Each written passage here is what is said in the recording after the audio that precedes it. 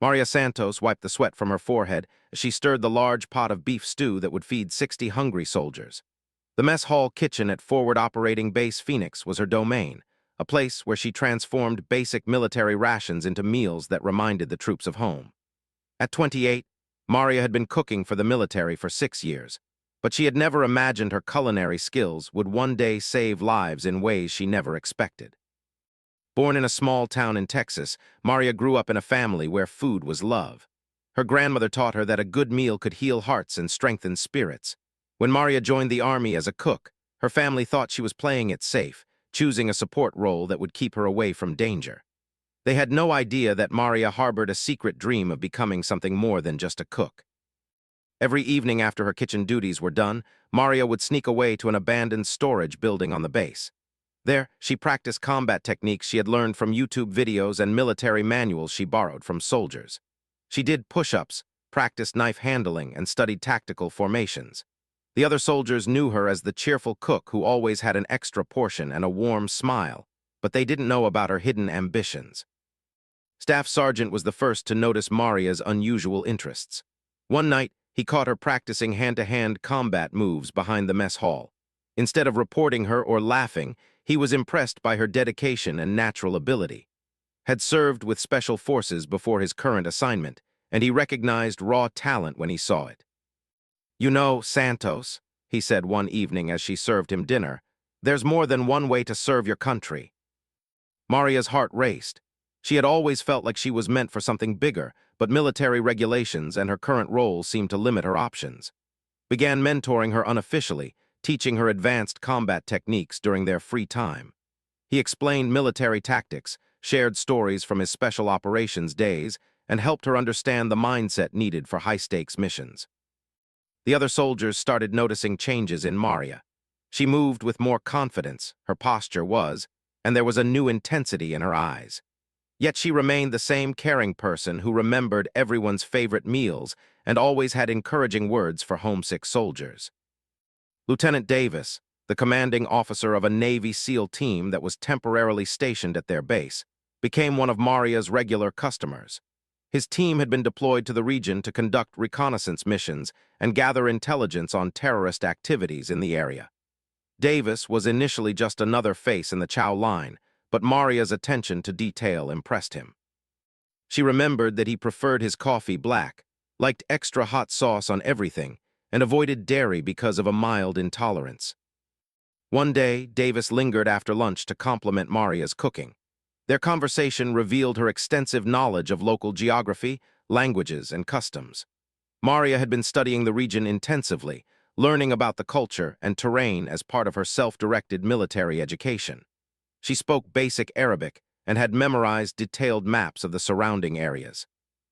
"You know more about this region than half my intelligence officers," Davis remarked, genuinely surprised. Maria seized the opportunity to share her dreams. She told Davis about her combat training, her studies, and her desire to contribute more directly to their mission.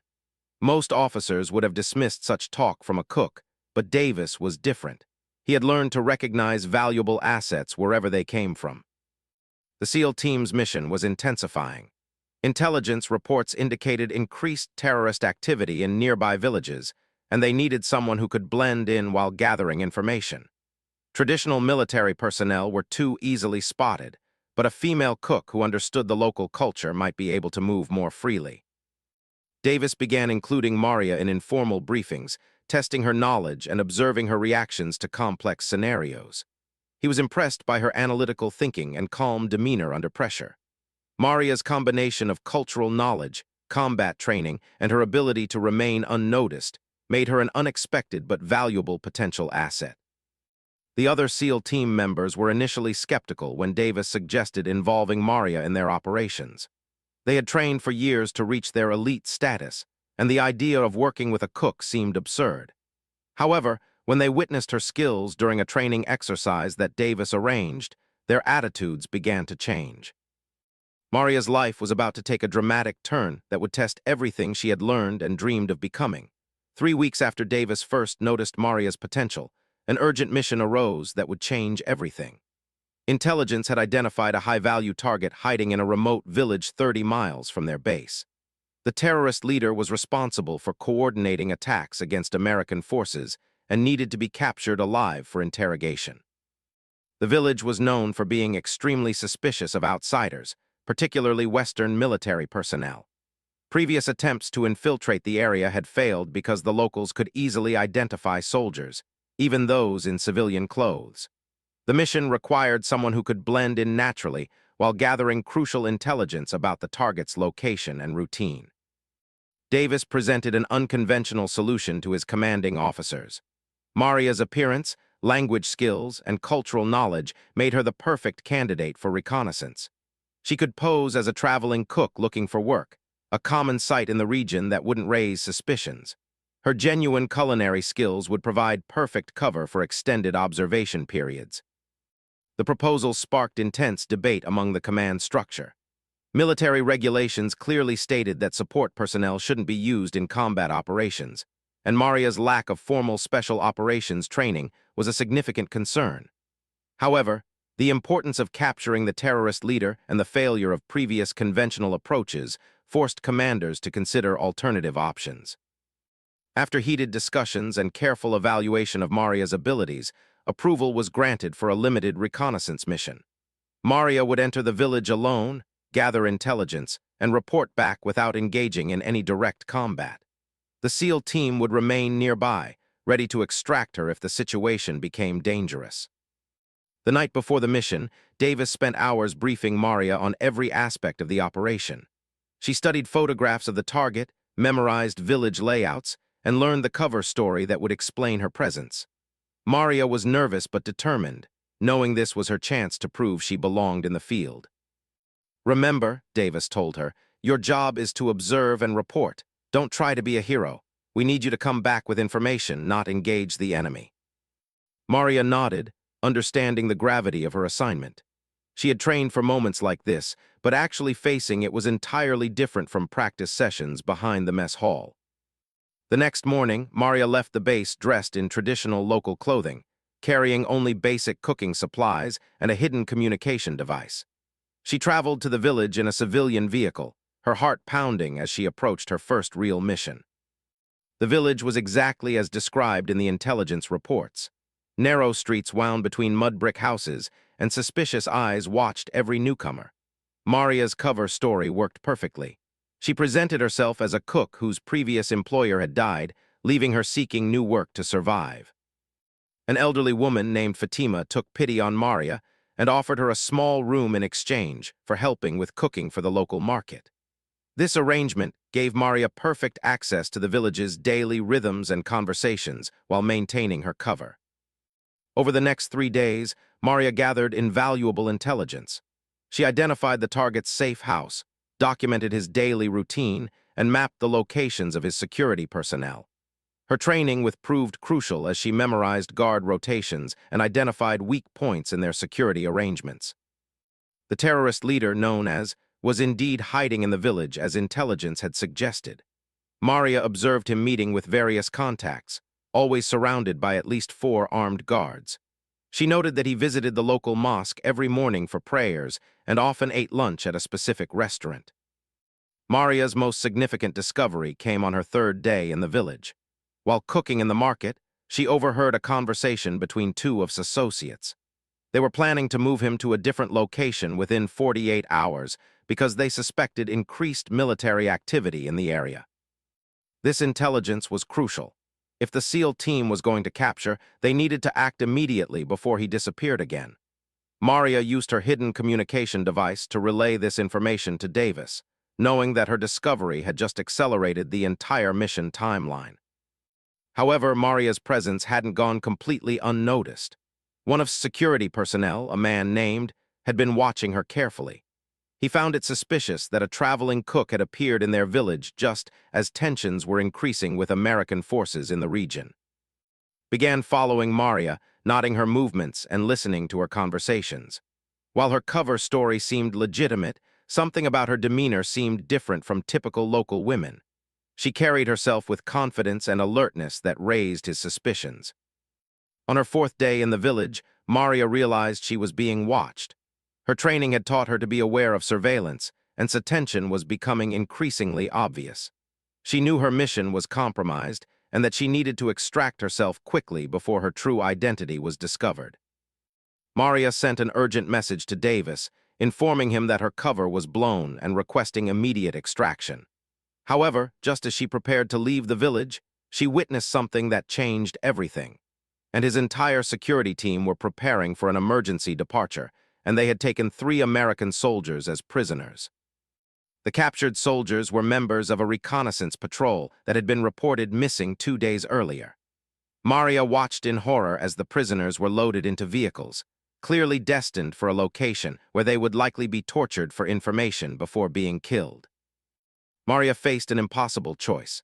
Her orders were to extract immediately if compromised, but she now had information about American prisoners whose lives were in immediate danger. Following orders meant abandoning fellow soldiers to a terrible fate, while staying meant risking her own life and potentially compromising the entire mission. Maria's hands trembled as she watched the vehicles containing the American prisoners disappear down the dusty road. Every instinct screamed at her to follow orders and extract herself immediately, but the image of 3 fellow soldiers in enemy hands burned in her mind. She had served these men meals, heard them talk about their families, and seen their photographs of children and loved ones back home. Was closing in on her position, and staying in the village any longer would almost certainly mean capture or death. Yet Maria couldn't bring herself to abandon the prisoners when she was the only person who knew where they were being taken. She made a decision that would define the rest of her life. Instead of heading to the extraction point, Maria began following the convoy at a distance, using back roads and her knowledge of the terrain to avoid detection. She sent a coded message to Davis explaining her actions and providing the coordinates of the convoy's direction. Davis received Maria's message with a mixture of admiration and terror. He understood her moral dilemma, but knew that her decision had just turned a reconnaissance mission into a potential rescue operation with an untrained operative behind enemy lines. He immediately began mobilizing his SEAL team for an emergency response, while trying to maintain radio contact with Maria. The convoy traveled for 2 hours through increasingly remote terrain before reaching an abandoned compound in the mountains. Maria positioned herself on a hillside overlooking the facility, using binoculars she had taken from her cooking supplies to observe the layout.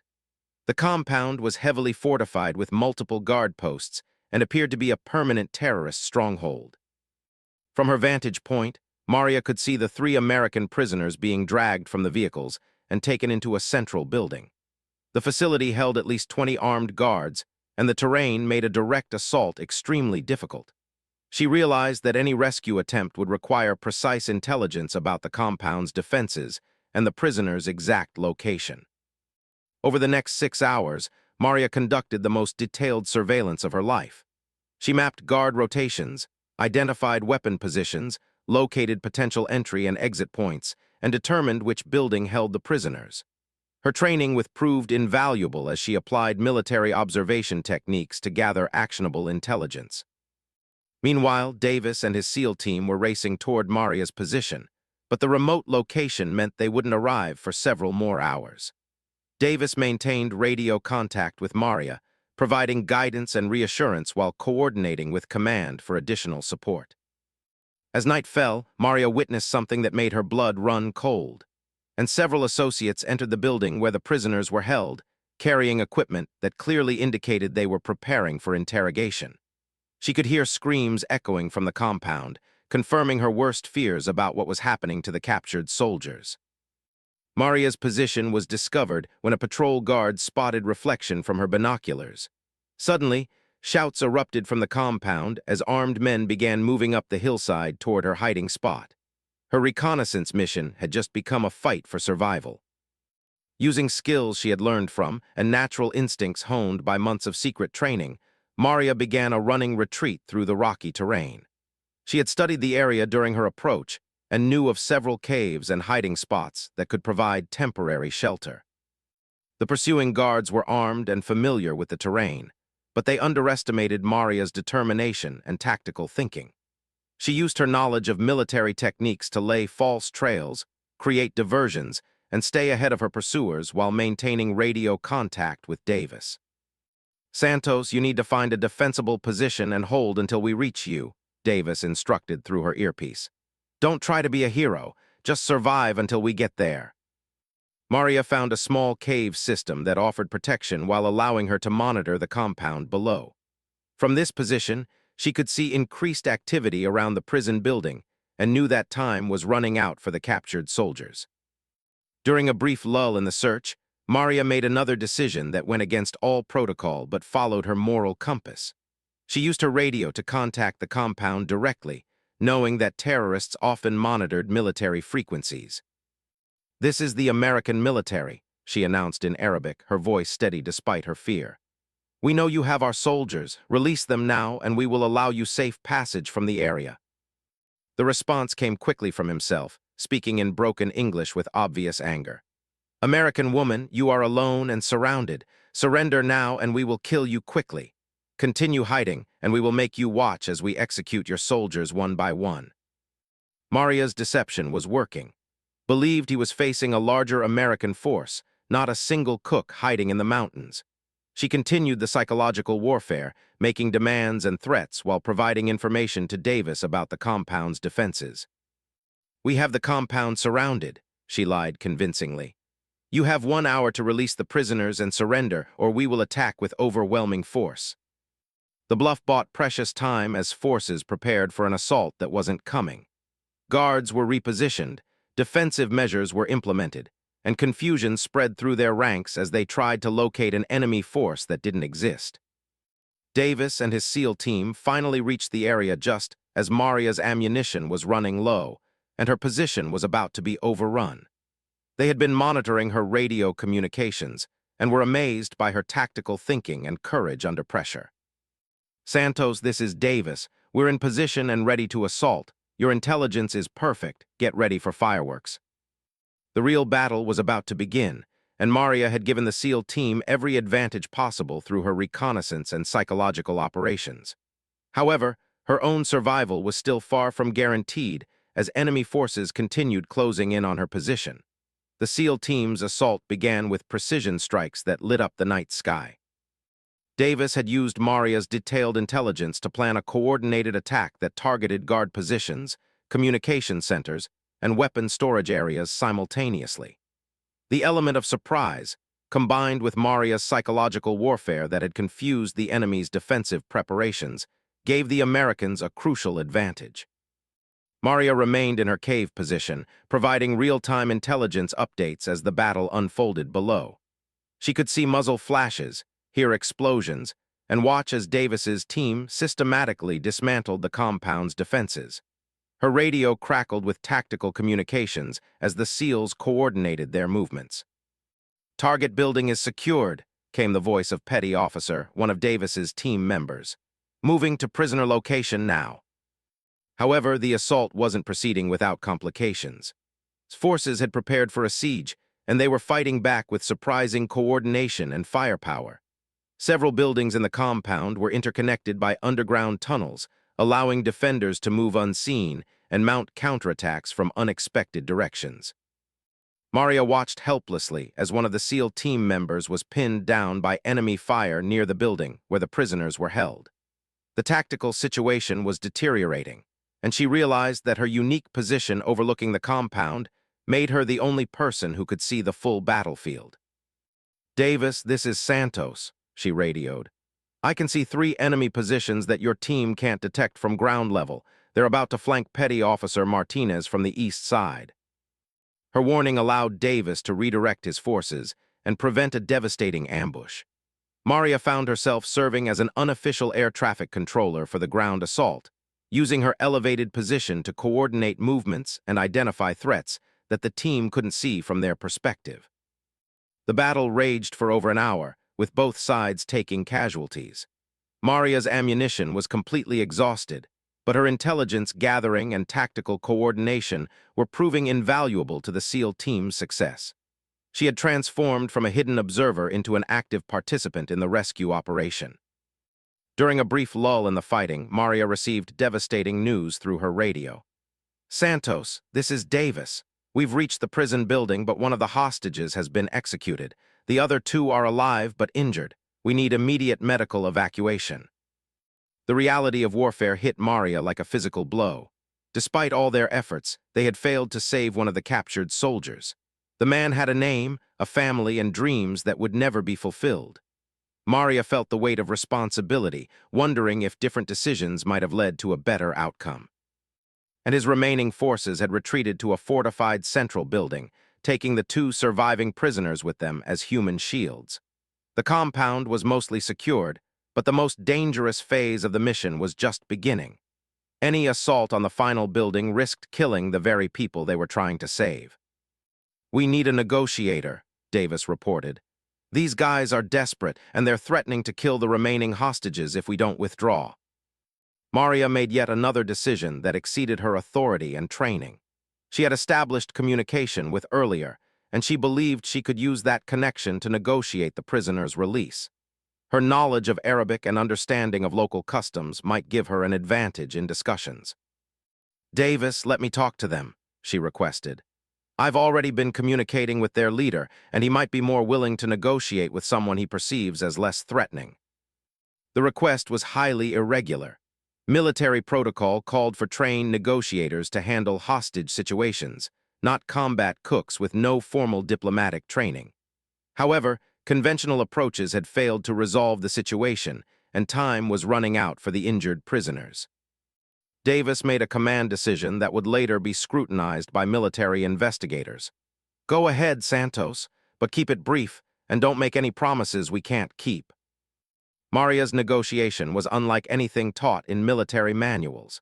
She appealed to religious beliefs, spoke about the honor of treating prisoners humanely, and offered him a chance to escape with his core group in exchange for releasing the Americans. She used her understanding of cultural values to frame the discussion in terms that resonated with his worldview. "You are a leader," she told him in Arabic. "Leaders protect the weak and show mercy to their enemies. Your men look to you for guidance. Show them the strength that comes from compassion." The conversation continued for 20 minutes, with Maria slowly building rapport while the SEAL team maintained their positions around the building. She could hear one of the prisoners groaning in pain, knowing that medical attention was urgently needed. His resolve was weakening. The compound was destroyed, most of his forces were dead or wounded, and continuing the fight would accomplish nothing except ensuring his own death.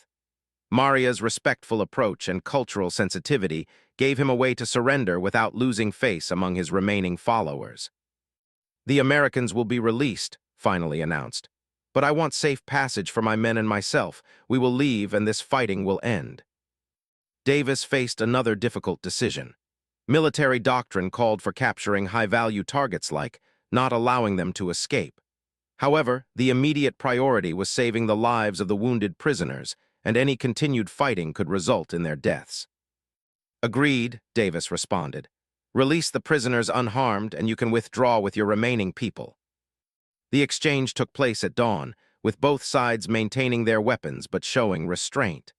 The two surviving prisoners were released, both suffering from injuries but alive, and 6 of his followers walked away from the compound, disappearing into the mountain terrain they knew better than any outsider ever could. As medical helicopters arrived to evacuate the wounded, Maria finally emerged from her cave hideout. She had spent over 18 hours behind enemy lines, transformed from a reconnaissance observer into a battlefield coordinator and negotiator. Her actions had saved lives and contributed to a successful mission, but the cost in human terms weighed heavily on her conscience. The rescued soldiers were evacuated to military hospitals, where they would recover from their physical wounds while dealing with the psychological trauma of their captivity and torture. The helicopter ride back to base was eerily quiet. Maria sat across from Davis and his team, still processing everything that had happened over the past 24 hours. The adrenaline was wearing off, replaced by exhaustion and the sobering reality of what she had experienced.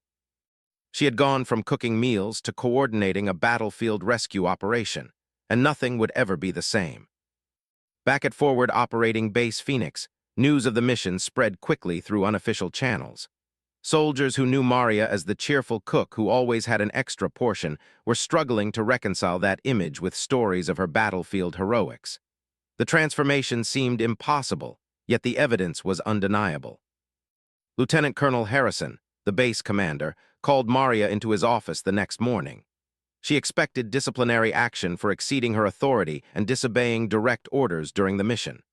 Instead, she found herself facing a room full of senior officers who looked at her with expressions ranging from amazement to bewilderment. "Specialist Santos," Colonel Harrison began, "what you did was either the most heroic or the most reckless thing I've seen in 25 years of military service. I'm still deciding which." The formal debriefing took hours. Military investigators wanted to understand every detail of Maria's decisions, from her initial choice to follow the convoy instead of extracting to her unauthorized negotiations with. Each action was analyzed, questioned, and documented as part of the official record. Davis provided strong support for Maria's actions during the investigation. "Without Santos, we would have lost all 3 prisoners." Her intelligence gathering, battlefield coordination, and negotiation skills were instrumental in the mission's success. She displayed courage and tactical thinking that I've rarely seen from trained special operations personnel. However, not everyone viewed Maria's actions positively. Some officers argued that allowing support personnel to participate in combat operations set a dangerous precedent that could lead to unnecessary casualties in future missions. Military regulations existed for good reasons, and exceptions could undermine the entire command structure. The controversy reached higher levels of military command, with generals and Pentagon officials debating the implications of Maria's actions. Her story became a case study in modern military doctrine, raising questions about rigid role assignments and the potential value of unconventional approaches to complex situations. 3 weeks after the mission, Maria received orders that would change her life completely. She was being transferred to a special operations training program, with the possibility of joining an elite unit that conducted missions similar to the one she had just completed. Her performance had proven that courage and skill could be found in unexpected places. The 2 rescued soldiers, Sergeant Mike and Corporal James Wilson, made full recoveries from their physical injuries. They both sought out Maria to express their gratitude with telling her, "You saved our lives and we'll never forget that. You're the kind of soldier everyone hopes to serve beside." Staff Sergeant, Maria's original mentor who had first encouraged her combat training, was proud but not entirely surprised by her performance. "I knew she had potential," he said. "Maria has always been someone who saw beyond limitations and refused to accept that her role defined her capabilities." The news media eventually learned about Maria's story, though military censorship prevented many details from becoming public. She became known as the Combat Cook, a nickname that both honored her achievements and reminded everyone that heroes come from unexpected backgrounds. Maria's transition to special operations was challenging but fulfilling. The formal training validated skills she had developed through years of self-directed learning, while also teaching her advanced techniques that would serve her in future missions. Her instructors were initially skeptical, but soon recognized the same qualities that Davis had seen: natural tactical thinking, cultural awareness, and unshakable moral courage. 6 months later, Maria participated in her first official special operations mission as a trained team member rather than an improvised asset. The mission was successful, and she continued to excel in her new role. Her unique background as a cook gave her insights into cultural dynamics and human psychology that proved valuable in complex operational environments. The mess hall at Forward Operating Base Phoenix got a new cook, but soldiers still talked about Maria Santos and her incredible transformation from kitchen staff to special operations. Her story became part of base legend, inspiring other support personnel to pursue their own dreams of expanded service. The terrorist leader who had escaped during the prisoner exchange was captured 6 months later in a different operation. During interrogation, he specifically mentioned the American woman who spoke our language with respect and credited her approach with saving lives on both sides of the conflict. Years later, Maria continued serving in special operations, participating in missions across multiple theaters of operation. She earned numerous decorations for her service, including the Bronze Star for her actions during the prisoner rescue mission. However, she remained humble about her achievements, always emphasizing the team effort required for successful operations. Maria never forgot her roots in the kitchen.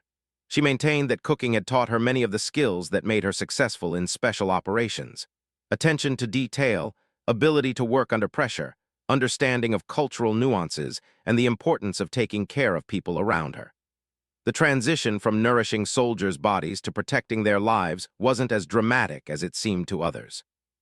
When asked about her advice for young soldiers, Maria always emphasized that military roles shouldn't limit personal ambitions. "Don't let your job title define what you're capable of achieving," she would say. "Skills can be learned, courage can be developed, but the desire to serve others and make a difference comes from within." The story of Maria Santos became required reading at several military academies, used as an example of adaptability, moral courage, and the importance of recognizing potential in unexpected places. Her legacy inspired changes in military policies that created more opportunities for cross-training and role flexibility, acknowledging that modern warfare often requires unconventional solutions. Most importantly, Maria's story reminded everyone that heroes aren't born into specific roles or predetermined paths. They are ordinary people who face extraordinary circumstances and choose to act with courage, compassion, and determination. Sometimes the person cooking your meals might be the same person willing to risk everything to save your life.